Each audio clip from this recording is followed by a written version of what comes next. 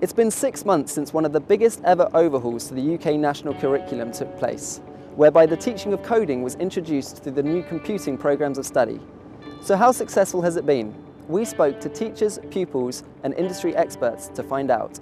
I think it's been remarkable that the Secretary of State of the day was able to announce this really important, very welcome change, but really with very little resource to implement it, and the will of teachers to try and make it work has been extraordinary.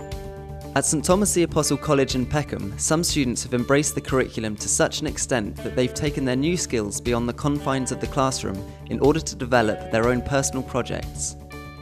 One student has even gone so far as to develop his own social network in his spare time, with the hope of launching it later this year. Yeah, I did it outside of school in my own time because I quite enjoy programming. This alone here took about 8 hours total programming to get the design right. I've started again and I've spent about 4 weeks so far on the new version. I want to start out as something for school students only, this school specifically, then I want it to expand and eventually maybe become as big as Facebook. Yeah, so the next Mark Zuckerberg. Yeah. There's a good handful of students that are super keen on especially programming, not so much your networking side of it and stuff like that, but they're keen on lots and lots of them want to know how a computer is put together. They want to build things. It certainly helps to fill a need and certainly a kind of skill shortfall that we had before in the IT industry and get away from lots and lots of soft skills that we would have had in terms of creating PowerPoints and actual kind of using bits of software that when you go forward into the world of work and the fact that the whole industry and the way and the kind of jobs available now has changed so much and is still ever changing, they probably weren't very useful.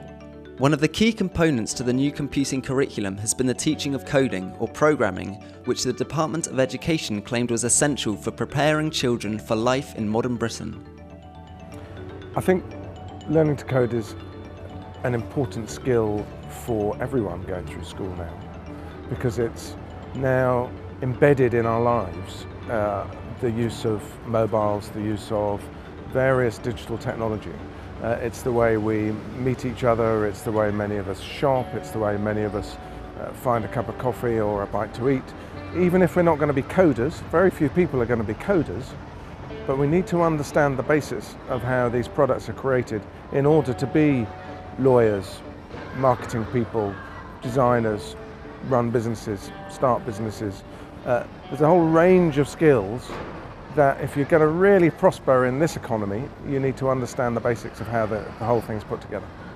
Computing is a lot different because there are so many cool things you can do. Computing is more or less, because you know ICT, all you have to do is basically learn this, learn that, but computing is when you learn this and you learn that, you can put your knowledge all together into one and make a program that works. Computing has a lot of programming and a lot of coding in it, so you can code a lot of stuff and it's cool.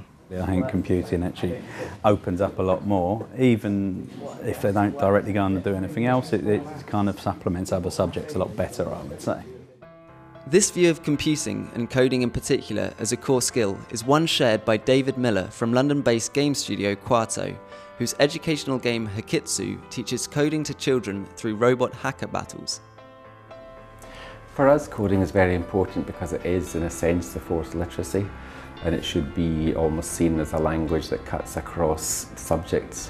What we didn't want to suggest was that every child should learn how to program, but we are wanting to make children very aware of programming language as a language that they can use for communication.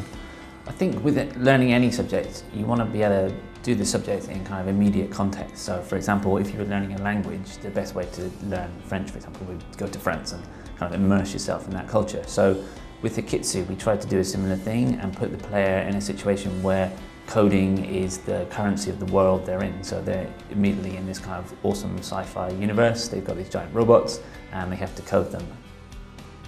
There's been a certain amount of resistance from teachers, with complaints including a perceived lack of training to adequately prepare them for the new subject, and claims that the changes are reactive rather than proactive. I think there is a certain amount of resistance just in terms of, for many teachers, they just don't know how to do it. Unless you've got a degree in computer science or something relevant, most teachers have a university degree or they did teaching at university. The nature of the particular subject, like computing, there's quite a lot of terminology and specifics that you need to know that most teachers aren't happy teaching it. Some teachers are over the age of 50. Where are they going to get their background knowledge? I would say there's a few challenges. One would be getting staff that are actually capable and confident to deliver it, because actually you had lots of people that were teaching IT before who do not have the necessary skills and actually lack a lot of confidence in terms of retraining. Because although they might sound reasonably similar, they're actually, I would say, worlds apart. It's so reactive rather than proactive, thinking about the next step. What do these children need to do? Rather than, learning how to use a computer or how to use a tablet, why not think about problem solving? It feels a bit like just ticking a box. We've got a computer, we've got tablets, we've got children using them. But why? What's the point? What's the next step? Students say coding is cool, but teachers say most aren't happy with teaching it. So how long will it be before we can actually judge whether it's been a success? Considering it's in its first year, it's actually going quite well, but I mean, as well, it's not really, because it's subjects that not that many people do. You've got kind of people who joined it because they like it. You've got people who are advanced at it. And so it's kind of like there's too much of a bridge, so some people are a bit too far ahead, and so it'd be nice if we had either more languages or more powerful languages to try and do stuff on. And do you ever find that the pupils get better than the teachers? Does that ever happen? Yes. Yeah? Yeah.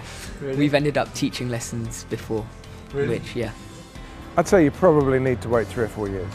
I don't think you need to wait until a 5-year-old is 16 and then has gone into the labour market and seen how they've gotten on with that. But you need 3 or 4 years to see quite how confident the teachers are then. Some of them are just ahead of their pupils in terms of understanding how the subject works. So get that embedded, see how both employers and universities are responding to the earliest entrants coming out of school. Then we'd be in a fair position.